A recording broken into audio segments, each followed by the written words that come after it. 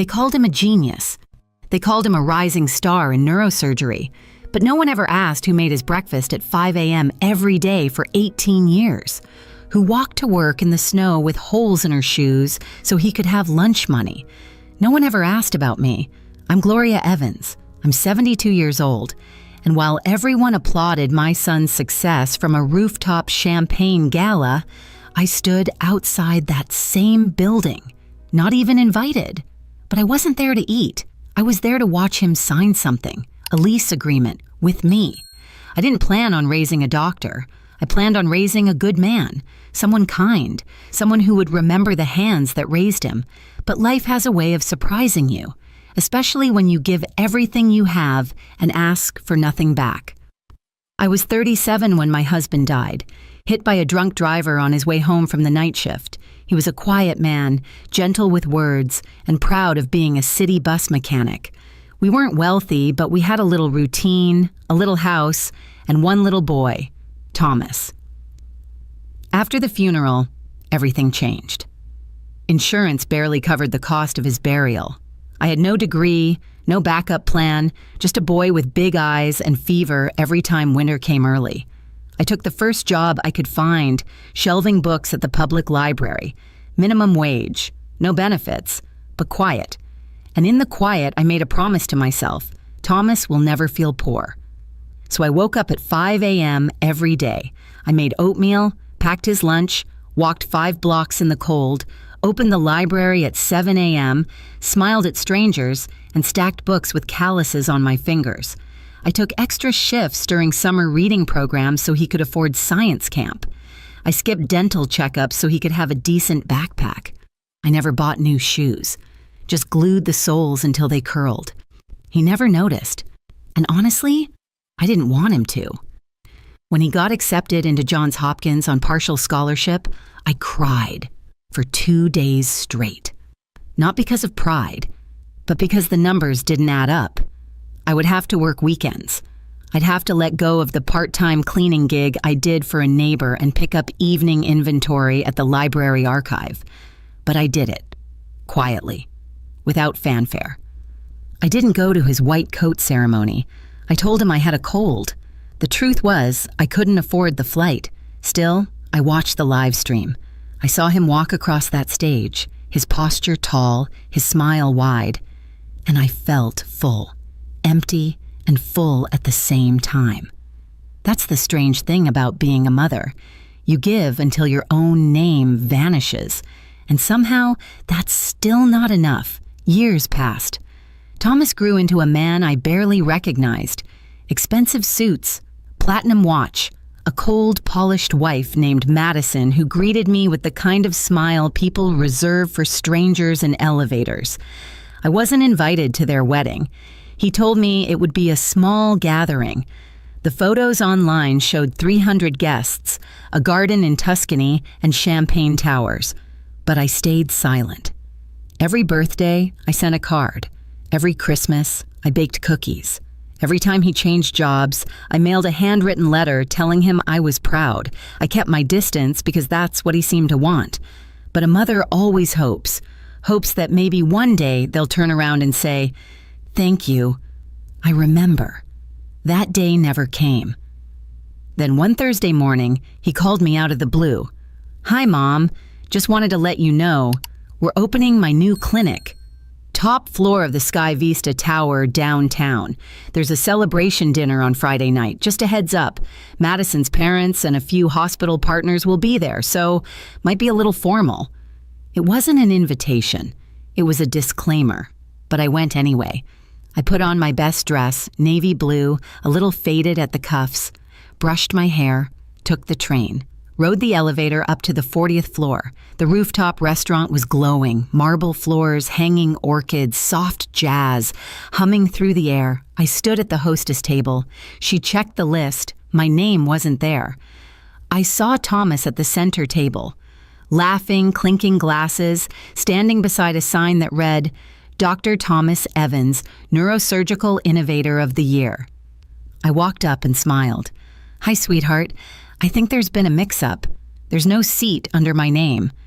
He looked at me, blinked, then leaned closer, lowering his voice. "Mom, maybe it's better if you grab something downstairs. This place is a little upscale. I don't want you to feel out of place." I stood there. All the oxygen left my lungs. Madison nodded beside him. "It's okay, Mrs. Evans. There's a little deli on the corner that's probably more your speed." I didn't cry. I smiled. Because in that moment, I remembered something very important. Earlier that week, Thomas had signed a 10-year lease for his clinic on the top floor of that very building. Ding, with a company that I own. My name isn't on the sign, but it's on the deed and on every page of the lease contract. I watched him sign it through a one-way glass across from my attorney. He never asked who the landlord was. He didn't care. But he will. This isn't just a revenge story. This is a story about remembering who you are when the world, when even your own children, try to erase you. And me? I may not have had a seat at that dinner, but the entire building belonged to me. I didn't leave right away. After Thomas looked me in the eye and told me I didn't fit the rooftop restaurant, I stood there for a few seconds pretending to read the art on the wall behind his head. It was some abstract mess, brushed red and black streaks over a white canvas, probably called something like modern tension. Fitting. He didn't yell. He didn't curse. That would have been easier, honestly. He was polite, professionally distant, the same tone I'd heard him use with waiters, Uber drivers, and, once, his building's janitor. It was the tone of a man who wanted the world to know there were ranks, and that I was not on his level. I nodded and said something like, "Of course, honey, you enjoy." And then I turned around and walked toward the elevator, holding my coat just a little tighter. When the doors closed, I stared at my reflection in the mirrored panel, the soft lines in my face, the crow's feet near my eyes, the tired little woman with her hands folded neatly in front of her purse. And for a split second, I wondered, when did I become invisible to the person I gave everything to? That's the part that hurts the most, doesn't it? It's not the insult. It's the erasure. Not being yelled at, just being omitted. I took the train home that night with my coat still buttoned all the way up. Not because I was cold, but because it felt like the only thing holding me together. When I walked into my apartment, quiet, neat, filled with framed photos of Thomas through the years, I stood by the bookshelf and didn't move for a long while. There's a picture of him on his 6th birthday, frosting on his nose, holding a toy stethoscope. I'd stayed up 2 nights knitting him a red sweater that year because he saw one in a catalog we couldn't afford. He wore that sweater every day until the sleeves stretched past his hands. Now I was too unfitting for his upscale parties. I know I'm not alone in this. There are so many mothers, grandmothers, women like me who gave everything and now sit quietly at kitchen tables while their children post photos of dinner parties they weren't invited to. Have you ever felt like that? Like you've been quietly erased by the people you sacrificed the most for? If you have, just nod to yourself. Or drop a word in the comments later, no pressure, just one word that captures how you felt in that moment. Mine, discarded. 2 days after the dinner, I got a call from Thomas. He wanted to double-check something about the lease agreement for his clinic. His voice was casual. Just paperwork stuff. But I could hear the tension under it. Funny how small people feel when they need help from someone they just dismissed. I told him he'd need to go through the property manager. "Yeah, sure. Who even owns the place anyway?" he asked. I smiled. "Just an investment group," I said, which wasn't a lie, because I'm the investment group. Back in 2005, when the library where I worked downsized and offered buyouts to senior staff, I took the check. It was small, but I added it to the quiet savings I'd built from every cleaning side job, every coupon, every skipped haircut. I reached out to a woman named Maeve, an old friend from the circulation desk, who had since started working in commercial real estate. She introduced me to a small circle of women like us, widows, divorcees, secretaries who had quietly become investors. Over time, our pooled money turned into real holdings, parking lots, small buildings. Then one day, an old high-rise downtown came up for redevelopment. I hesitated, but something inside me whispered, "You gave everyone else a future. Maybe it's time to claim your own." So I did. Sky Vista Tower became one of our quiet holdings, managed by a third-party firm under an LLC name no one would tie to me. And I never told Thomas, because part of me was afraid that if he knew, he'd only want something from it, and the other part of me wanted to know who he really was. Without knowing, I could help him. Now I did.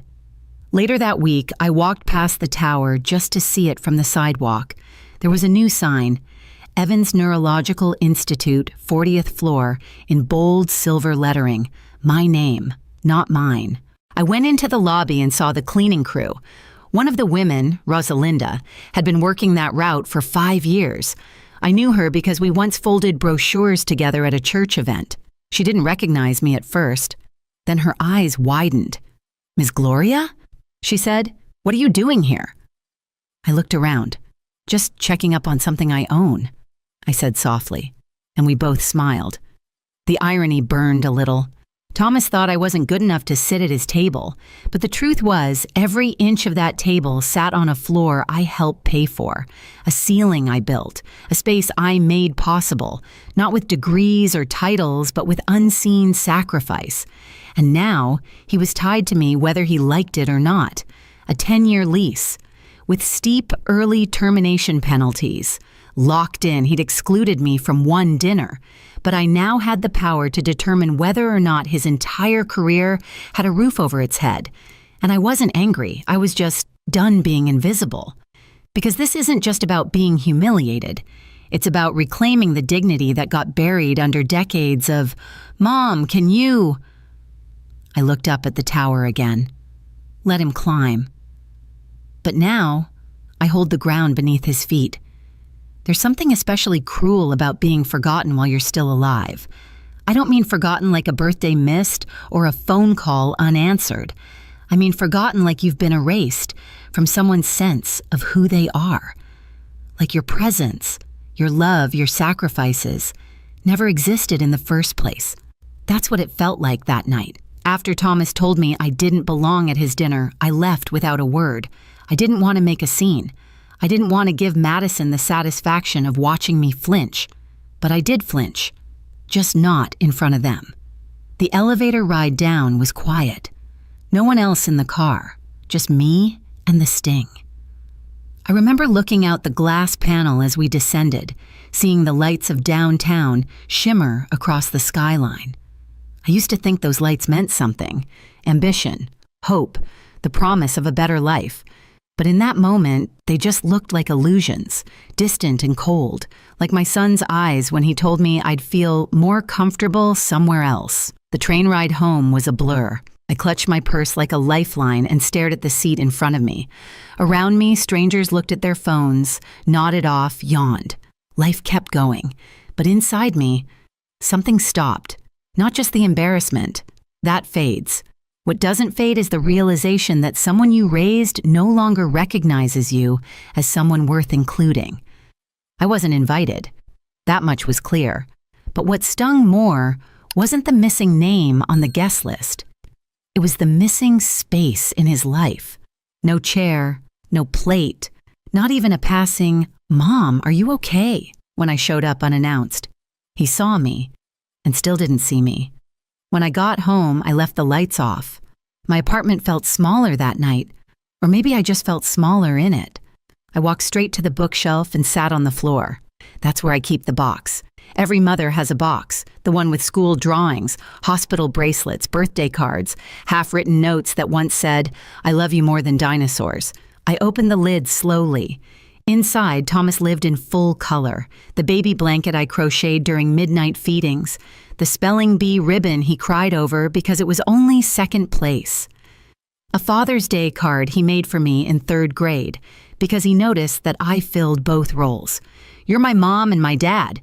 You work harder than anyone. One day I'm going to buy you a house." I laughed.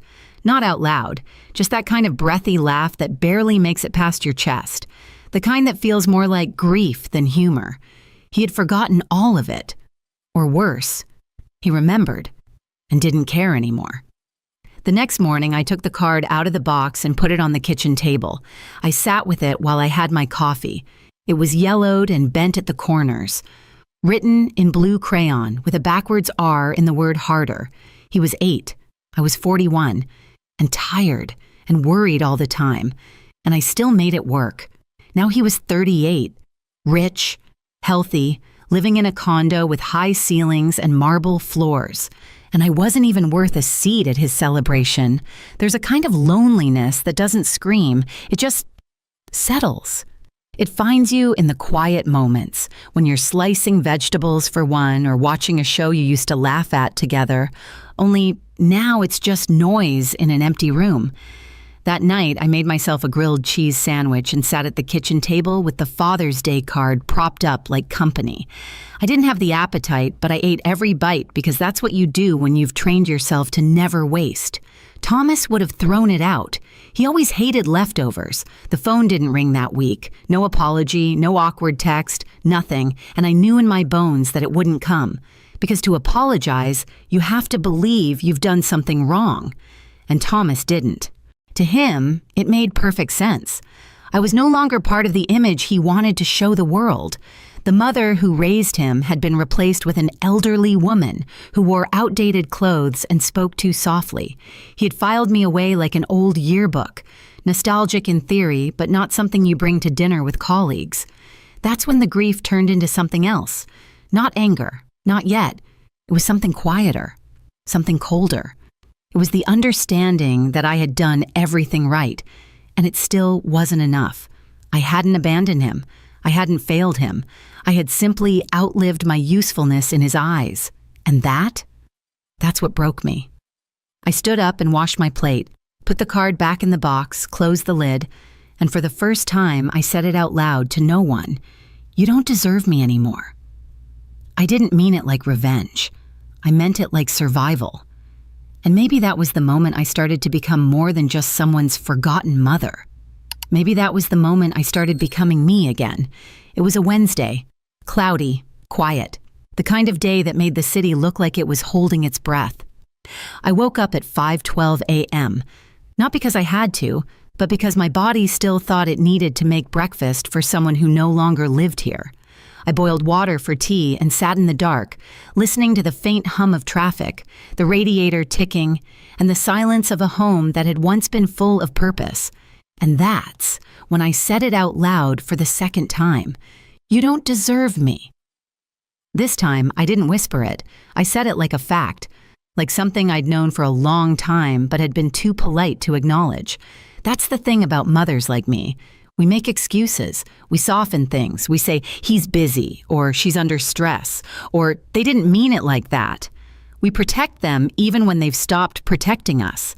But at some point, you stop making excuses. Not because you're bitter, because you're awake. And that Wednesday morning, I woke up. I opened my closet and took out a navy blue box I hadn't touched in years. Inside was a folder marked Investments Private. Back in 2005, I'd made a decision that didn't fit the narrative of a tired old librarian. I used the buyout check from the library downsizing to join a quiet group of women, older like me, who pooled what little they had into real estate. We didn't meet in boardrooms. We met at pancake diners with refill coffee and shared spreadsheets across sticky tables. Some people collected antiques. We collected square footage. Over the years, I added to my share. I didn't splurge. I didn't flash it.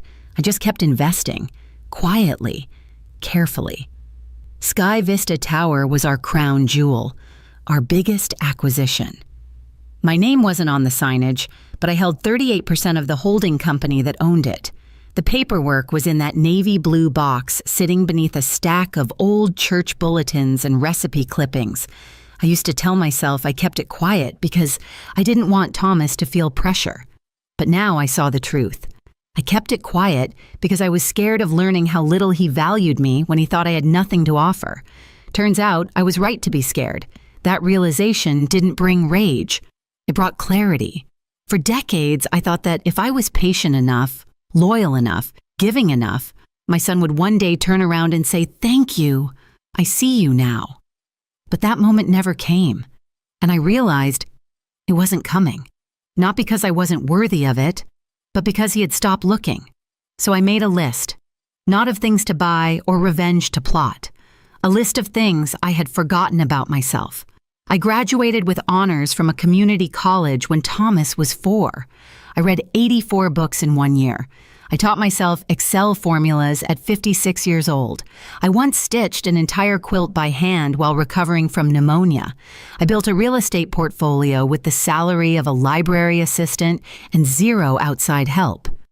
I didn't make that list to brag. I made it to remember. Because when you've been someone's mother for so long, you forget that you are a whole person too. That evening, I walked downtown. It was drizzling, the kind of misty rain that left your jacket damp, but your spirit alert. I stood across the street from Sky Vista Tower and just stared up at it. That's when I saw Thomas coming out of the revolving doors. He was smiling, holding a to-go coffee, talking to a man in a sleek blue suit. They laughed, shook hands, walked off in opposite directions. I watched my son walk away, confident, composed, completely unaware that the woman who gave him life was standing 50 feet away, holding an umbrella from the dollar store. And you know what? I didn't feel invisible anymore, because suddenly I saw everything. I saw that he didn't need more of my sacrifices. He needed the consequences of ignoring them. I saw that I had spent 40 years trying to prove my worth to a child who benefited from it every single day and still couldn't say, "You matter." And I saw that the power I thought I'd lost was never gone. It had just been waiting for me to choose myself again. That night, I opened a new folder on my desktop. I named it The Beginning. I scanned all my ownership documents. I made appointments with my attorney. I updated my will. I reached out to an old friend who now worked in PR. Because if the world was going to know Dr. Thomas Evans, the celebrated neurosurgeon, then they were also going to know the woman who built his foundation brick by quiet brick. This wasn't about revenge. Not really. It was about restoration. Of name. Of voice. Of place at the table. Or maybe, more than that, it was about building my own damn table. People assume rebirth feels like fireworks. Big, loud, cinematic. But mine began in the quietest way possible. I changed my email signature from Gloria Evans, retired librarian, to Gloria M. Evans, principal investor, GM Holdings. That's it. No announcement, no confetti, just a few clicks and a deep breath. But it felt like a declaration, not to the world, just to myself. The next step wasn't revenge. It wasn't even confrontation. It was structure. I met with my lawyer, David, on a Tuesday. We'd worked together once years ago on a rental dispute I helped a friend resolve. He remembered me, not because I was flashy, but because I showed up with a typed spreadsheet and a highlighter. I laid out my documents, ownership papers, lease agreements, tax filings. He blinked, then he smiled. "Ms. Evans," he said, "you got yourself a small empire here." I nodded. Not proudly, just plainly. I want to protect it. We got to work. David helped me restructure my holdings into a trust. He made sure I had legal clarity if I ever chose to disclose my ownership to Thomas, or more importantly, if I ever chose not to, and I wasn't planning to, because this wasn't about embarrassing him. It was about never letting myself be erased again. The days that followed were routine on the surface, but beneath them, something fundamental had shifted. I made coffee every morning, but I didn't linger by the window waiting for a call. I cooked dinner, but I didn't set a second place at the table out of habit. I passed the hallway photo of Thomas in his graduation cap and didn't feel that ache anymore. It wasn't numbness. It was something cleaner. Sharper, like closing a door, but leaving a light on in the hallway, just in case. One evening, I returned to Sky Vista Tower, not to visit Thomas's clinic, but to meet with the building manager. We discussed updating the lobby, replacing some fixtures, adding security to the rooftop entrance. "We want it to reflect the level of professionalism our tenants deserve," I said. He agreed. I didn't mention my son once, But as we finished our meeting, I glanced at the security monitor. There he was on the 40th floor speaking to a nurse, laughing. For a moment, I watched. He looked like the man the world respected, but I knew what the world didn't. He was building his legacy on the roof of a woman he had tried to leave behind. And yet, I didn't feel satisfaction, not the kind people expect in a revenge story. What I felt was rooted, like I'd planted myself firmly in my own story for the first time in decades. That weekend, I did something small but monumental. I booked a suite at the Lake House Resort 2 hours outside the city. I'd read about it years ago in a travel magazine, but always told myself I didn't belong in places like that. It seemed too extravagant, too indulgent for someone like me. But now I knew better. So I packed a simple bag, 2 books, a sweater, my walking shoes, and I drove. The suite had floor-to-ceiling windows overlooking a still silver lake. The first morning, I woke up to birdsong and made tea in a ceramic mug with my initials painted on it by hand. I sat on the deck and did something radical. I allowed myself to feel joy without permission. No one needed to approve. No one needed to know. This moment, this space, it belonged to me. I journaled every morning, not about Thomas, not about the past, but about myself. What I liked, what I feared, what I missed about the woman I used to be before I became just his mom. I wrote about how I wanted to go back to painting, about maybe taking that beginner's pottery class down the street, about getting new glasses, not because mine were broken, but because I wanted to see the world differently. And slowly, the sadness that had wrapped around me like an old coat began to loosen. Not disappear, but loosen. Enough to breathe. On the last night at the lake, I wrote a sentence in my journal I hadn't expected. I am not angry anymore. I am just done being quiet in places where I deserve to be heard. When I returned to the city, something had shifted. I moved through the streets like someone with a center, not a shadow. I didn't check my phone. I didn't hope for an apology, because what I had now was worth more than that. I had myself, and I wasn't hiding her anymore. Let Thomas have his parties. Let Madison smile her paper-thin smile. Let them believe they stood on their own 2 feet. I knew the truth, and for once that was enough, because the woman they overlooked was about to become the one thing they couldn't ignore. You don't always need to make noise to be heard. Sometimes silence is loud enough. It was a crisp Thursday morning when everything shifted, again. Not dramatically, not in front of a crowd, but with the kind of weight that makes your chest tighten in quiet triumph. I had just come back from the grocery store. My canvas tote still had apples inside when my phone buzzed. It was a message from David, my lawyer. "Gloria, I thought you should know. Thomas's clinic just submitted a maintenance request for the HVAC. It's going through your approval system. Your name will be on the service response unless you want it routed differently." I stared at the message for a few seconds, then typed back, "No need to hide it anymore." Then I set my phone down, made myself a cup of tea, and opened the window just enough to feel the wind across my face. I knew what would happen next. The building's repair team would contact the clinic to confirm access for the technicians. The technicians would show up with paperwork. That paperwork would have my name, not an alias, not a legal shell, just Gloria M. Evans, the woman who raised him. I wasn't trying to humiliate Thomas. I just stopped protecting him from the truth. And that truth was simple. I was no longer in the background. I was in the frame now, whether he liked it or not. Later that afternoon, I got a call. "Mom?" It was the voice of someone trying not to sound rattled. "Yes?" I didn't realize. "You're part of the ownership group?" I didn't answer right away. I took a sip of tea.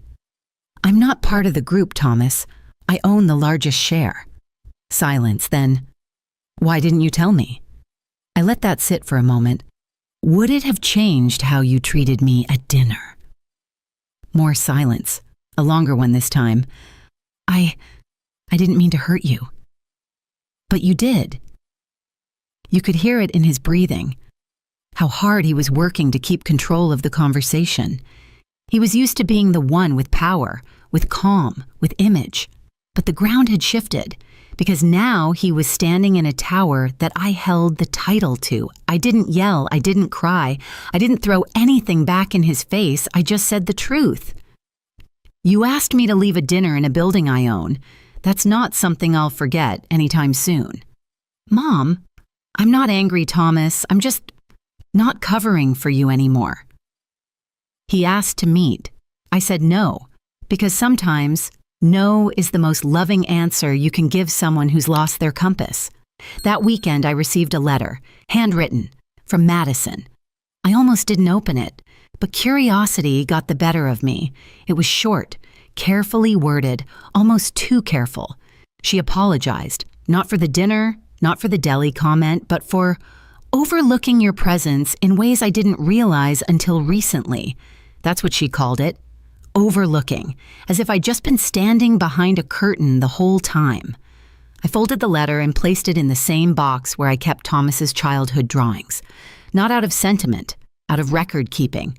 A few days later, I went back to Sky Vista, not to stir anything, just to sit in the cafe on the second floor and drink coffee in peace.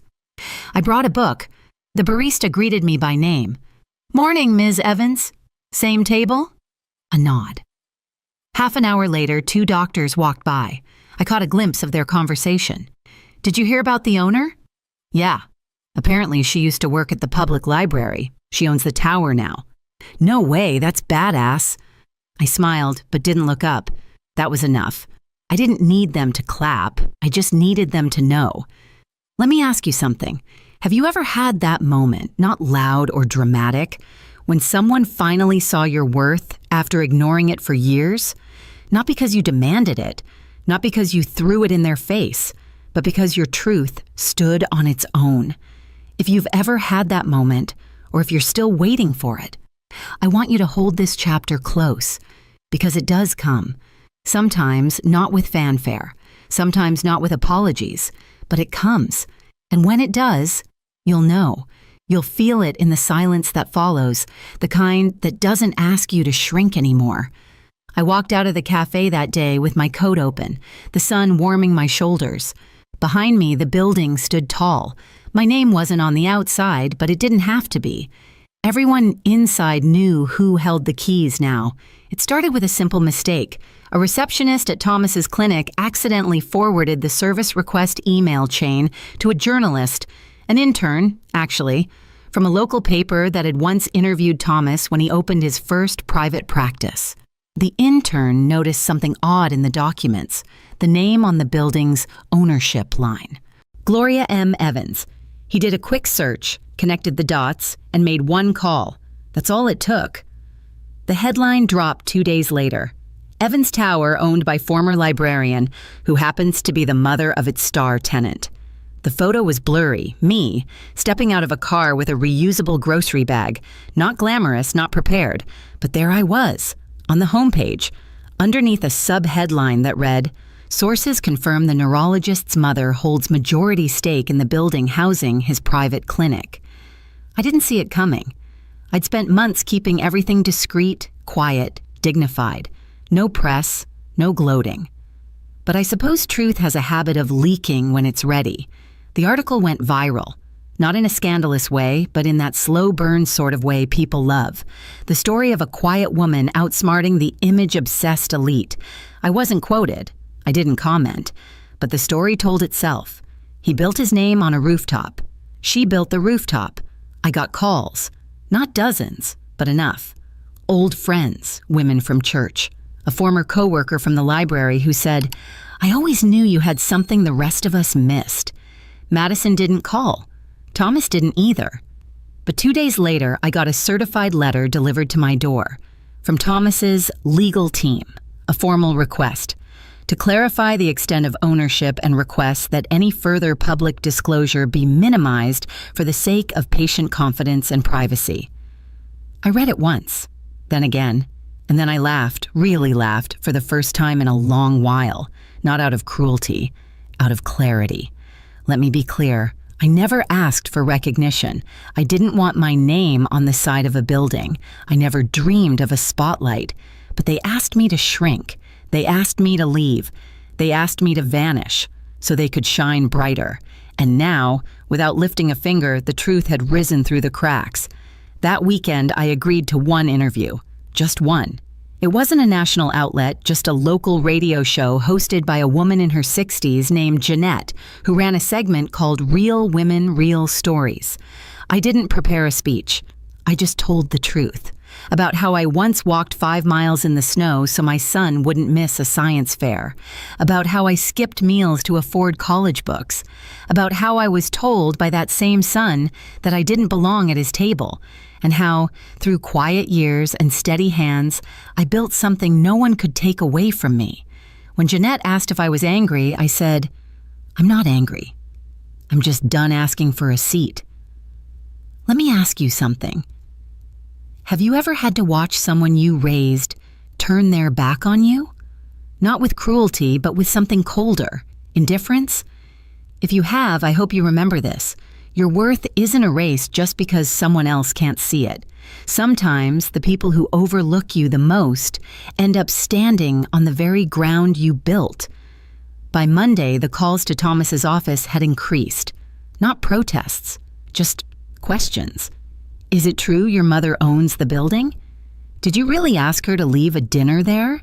I read that you didn't know. Is that true? He stopped responding to press, closed the clinic for 3 days, canceled his next conference, and for the first time since all of this began, I didn't feel like a ghost anymore. I felt like a presence. Not loud, not angry, just undeniable. You know you've become a problem, a liability, when people stop saying your name in public. It started with a canceled gala. Every year, the Neurological Institute hosted a black tie fundraiser. Thomas had spoken at it 4 years in a row. The brochure cover always featured a clean, cropped photo of him, arms folded, white coat pristine, that perfect balance of charm and expertise. This year, no photo, no mention. I didn't even know about it until an old friend of his sent me a clipped flyer with a sticky note on top. "Is he okay? Thought you might know." Then came the whispers.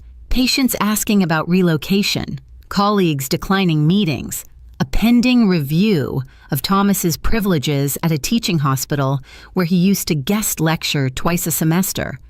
None of this came from me. I didn't tell a soul to blacklist him. I didn't take out ads or write exposés. I simply stopped covering for him, and once that happened, the story took on a life of its own. People love a hero, but they adore the fall of one, especially if they sense pride was involved. It wasn't just the article that shifted things, it was what it symbolized, a son who built his image on prestige, while quietly erasing the woman who made that image possible. And once that contrast was visible, people started looking closer. There were stories, former staff mentioning how Thomas never said thank you, old friends whispering that he was always distant with his mother, that he rarely invited her to public events, small things strung together like beads, one by one, making a necklace heavy enough to choke him. Meanwhile, I said nothing. I didn't take pleasure in it. Well, maybe a little, but not because I wanted him hurt, because for once, the consequences were his to carry. He tried to reach out, a few texts, a voicemail that began, "Hey Mom, I know you're probably busy," and ended with, "Let's talk soon, yeah?" I didn't respond. I wasn't punishing him. I was just done rescuing a man who had made me feel invisible for years. A week later, I ran into Madison at a grocery store uptown. Her makeup was flawless, as always, but her tone was different. Flat, clipped, nervous. She smiled too tight. "Mrs. Evans, Gloria, hi." I nodded politely, hands wrapped around a basket of blueberries and chamomile tea. She glanced around, lowered her voice. "Things have been tense lately." I tilted my head. I'm sure they have." There was silence. Then she said, almost in a whisper, "People are starting to ask questions about the building, about your involvement." I met her eyes. "I didn't say a word, Madison. I didn't have to." She blinked. A pause. Then she said something I didn't expect. "He's not sleeping. He's not himself. When people stop inviting you to the table, it changes things. I nodded again. Calm, measured. That's something I know all too well. Then I picked up my basket and walked away. You see, the collapse didn't come in a single explosion. It came like a leak in the ceiling, drip by drip. The moment you notice it, the damage is already deep. Let me ask you, quietly, have you ever watched someone's world shrink not because you struck back, but because they finally ran out of your protection? It's a strange feeling. It's not joy. It's not vengeance. It's relief. You're finally free from having to explain their behavior, patch their image, smile through their absence. You just let it fall, and it does. That night, I walked into my apartment and poured myself a small glass of wine. I turned on the jazz station, opened a book, and let the soft hum of a saxophone fill the room. No calls, no requests, no guilt, just stillness. It felt like peace, the kind that doesn't beg to be understood, the kind that arrives when you stop asking for what someone refused to give, and build it, quietly, yourself. I started keeping fresh flowers on my kitchen table, just for me. Sunflowers one week, lavender the next. A small ritual, nothing grand, but every time I passed by, I'd see them and smile, because they were mine, not a gift, not an apology bouquet, not a holiday afterthought from someone remembering me last minute. They were a choice, my choice. It's funny how the biggest emotional shifts don't look dramatic on the outside. They look like this: closing the door a little slower, not in a rush, letting the phone ring instead of reaching, saying no without explanation, choosing peace over the urge to be understood. Thomas hadn't called in 2 weeks. No letters, no texts, and honestly, it felt clean, not bitter, not empty, just clear, like finally stepping into a house after a storm and realizing the roof held. One afternoon, I found myself walking past a community center that had a sign posted out front. Free beginner's art class, Fridays at 2 p.m., open to all ages. I paused. Then I walked in. The room smelled like glue sticks and acrylic paint. Plastic tablecloths covered every surface. There was an older woman in the corner painting a pear and a teenage girl sketching the skyline from memory. The instructor looked up. "You here for the class?" I nodded. "I think I am." And just like that, I picked up a brush for the first time in 30 years. That class became my favorite part of the week. I didn't talk much, didn't share my story, but I smiled more. And the more I painted, the more I realized I wasn't filling time anymore. I was creating something. One Friday after class, I passed a local bookstore and saw a flyer in the window. The Cost of Silence, a panel discussion on women's invisible labor and generational neglect. The title made my breath catch. I walked inside and asked for a seat. The panelists were women like me, grandmothers, caregivers, single mothers. One by one, they spoke about being overlooked, erased, expected to give endlessly without asking anything in return. And when it was time for the audience to speak, something pulled at me. I stood up. "I spent most of my life being good," I said. "Quiet, accommodating, useful. Until I realized being useful isn't the same as being valued." I didn't mention names or buildings or dinners. I just told the truth. Afterward, a woman caught up to me on the sidewalk. She looked to be in her 60s, kind eyes, shoulders curled forward like she'd spent years trying to take up less space. "You put into words what I couldn't," she said. We hugged.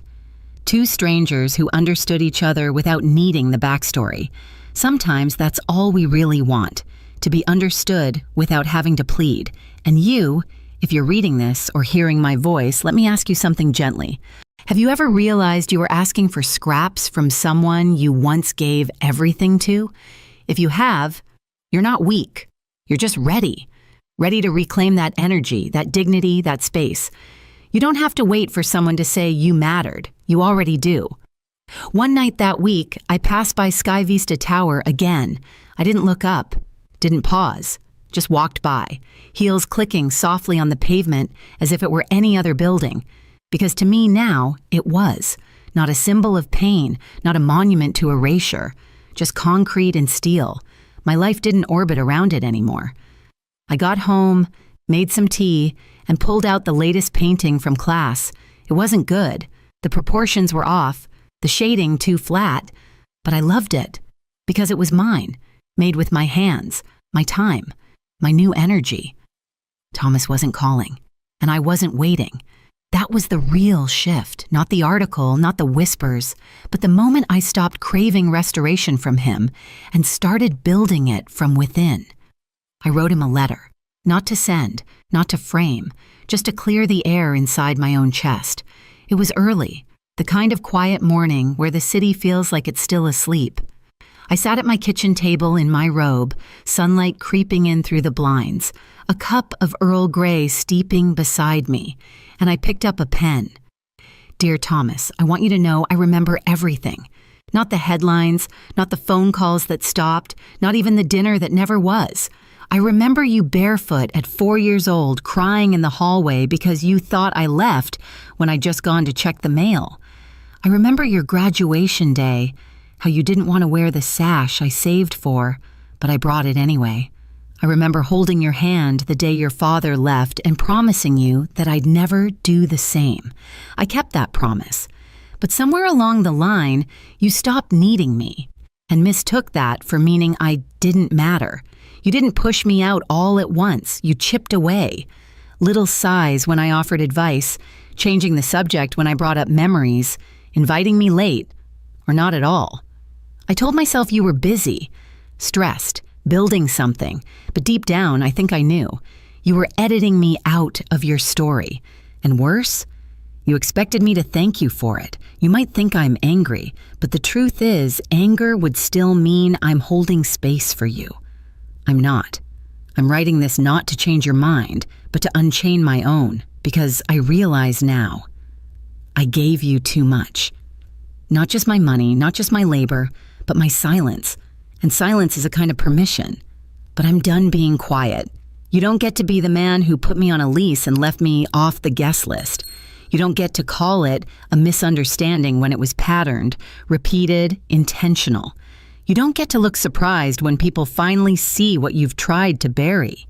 You see, Thomas, I'm not looking for revenge. I'm looking for air, for dignity, for distance. And now, I have it. I sleep better now. I laugh at things again. I'm painting still lifes badly but joyfully. And the space you used to fill, it's now filled with me. I folded the letter slowly. No tears, no rage, just a sense of quiet, completion. I placed it in a drawer beneath the dish towels, somewhere soft, somewhere no one would think to look, because it wasn't for him. It was for me. Later that evening, I sat on the balcony with a blanket across my lap and watched the sky move from blush to indigo. I didn't replay our conversations. I didn't wonder if he'd call. I didn't ache. And that was new. Let me ask you something gently, from one woman to another. Have you ever written a letter you never sent just to finally say what you couldn't say out loud? Sometimes that's all healing is. Not a big gesture, not a speech. Just the quiet decision to put it on paper and let it live there instead of inside you. They say closure comes from conversations, but I think it also comes from release, from knowing what you would have said and choosing peace instead. The next morning, I cleaned the apartment. Fresh sheets, a vase of lilies. I didn't know what was next, but I knew it wouldn't be about him anymore. And that was enough. I didn't tell anyone it was my birthday. Not because I was sad, not because I expected them to forget, but because for the first time in years, I didn't need the reminder. I woke up early that morning, just before the sun, and brewed my favorite coffee. I let it sit a little longer on the stovetop, just to fill the kitchen with that warm, toasted smell I've always loved. There was no text from Thomas, no flowers, no surprise calls, and that was fine, because this year I didn't wait for love to show up. I made space for it instead. Around 9 a.m., I walked down to the park wearing a scarf I'd knitted myself. It wasn't perfect. The left side curled a bit where I'd dropped a stitch, but I wore it anyway, proudly. There's a little bench by the lake that I used to sit on when Thomas was small. Back then, he'd chase ducks while I read used paperbacks from the library's free bin. This time, I just sat with my thermos and looked at the water, and it hit me. I had survived every version of being invisible. The overlooked mother, the silent invitee, the don't make it about you woman in the family text threads. And now, I wasn't any of those things. You might not understand this if you haven't been there. But there's something sacred about making a celebration for yourself. No decorations, no photos, just peace. A quiet, private honoring of the years you gave, the ones that hurt, and the fact that you're still here. I treated myself to lunch at a tiny French cafe tucked on a side street. I sat by the window and ordered soup and a glass of wine. The waitress brought out a complimentary Madeleine when she found out it was my birthday. "No one else coming?" she asked kindly. I shook my head. "Just me." She smiled and said, "That's my favorite kind of table." Afterward, I went home and opened a small gift I bought weeks ago, a silver necklace with a charm shaped like an open book. On the back, it was engraved, "I stayed, I rose." It wasn't expensive, it wasn't flashy, but it felt like mine. I didn't look at social media that day, didn't check to see what Thomas posted, didn't wonder if he remembered, because it didn't matter. Not anymore. I spent the evening painting. A still life of a coffee cup and an old pair of reading glasses, objects that never forgot me. I listened to Ella Fitzgerald and hummed along off-key, feet tucked under the blanket I keep on the couch. And at one point, in the middle of a brushstroke, I paused. Not because I was tired, not because I was sad, but because I realized this is the first year I didn't wish someone would show up and make it right. There was nothing left to make right, just a life to keep living. Let me ask you something gently. When was the last time you celebrated yourself without permission, without guilt, without waiting? If it's been too long, I hope you do it soon. Not because someone finally remembered, but because you finally did. That night, I made myself a small slice of chocolate cake, the kind with the thick ganache icing that sticks to the fork. I lit a single candle. No song, no audience, just me. And I made a wish I've never said out loud. Let me never again forget what I deserve, especially from myself. I blew out the candle and smiled, not because everything was perfect, but because, for the first time in my life, I didn't need it to be. Spring arrived quietly that year, no fanfare, just a slow warming. Crocuses pushing through tired soil, a breeze that no longer bit. I packed up my apartment in 3 days. It was easier than I thought. I didn't cry over dishes, didn't cling to books I hadn't opened in years. I let go of the chair Thomas had once spilled juice on, the coat I wore to his graduation, the picture frames I never refilled. Some things aren't worth carrying when you're walking into something new. I moved 2 towns over, not far, but far enough. A small cottage at the edge of a lake where the evenings hum with crickets and the mornings belong to birds. The realtor asked if I was downsizing. "No," I said with a smile, "I'm right-sizing." Thomas never found out I moved. Or if he did, he never asked. There was no dramatic final call, no apology letter, no race to the airport, and that's what made it feel real. Closure didn't come wrapped in regret. It came in non-response, in peace that didn't require performance. Some people will never understand what they lost, and that's not your job to explain. On my last day in the city, I walked past Sky Vista Tower one final time. Not to confront, not to reclaim, just to say goodbye. I stood across the street, coffee in hand, the wind teasing at my sleeves. The building was just glass and steel again. No memories, no pain, no weight. For years, it had stood like a monument to my erasure. But now, it was just a building, and I was just a woman finally walking away from it. That's the thing about survival. It doesn't always look brave. Sometimes it just looks like leaving and never looking back. Let me ask you something before we part ways. Have you ever had to walk away quietly from someone who didn't even notice you were gone? If you have, that wasn't weakness. That was wisdom. Because real strength isn't in who claps for you or who begs you to stay. It's in knowing when the door has been closed too long to keep knocking. I live by the lake now. I paint, I bake, I volunteer twice a week at the library, just like the one I worked at when I was 29 and full of hope. I laugh more.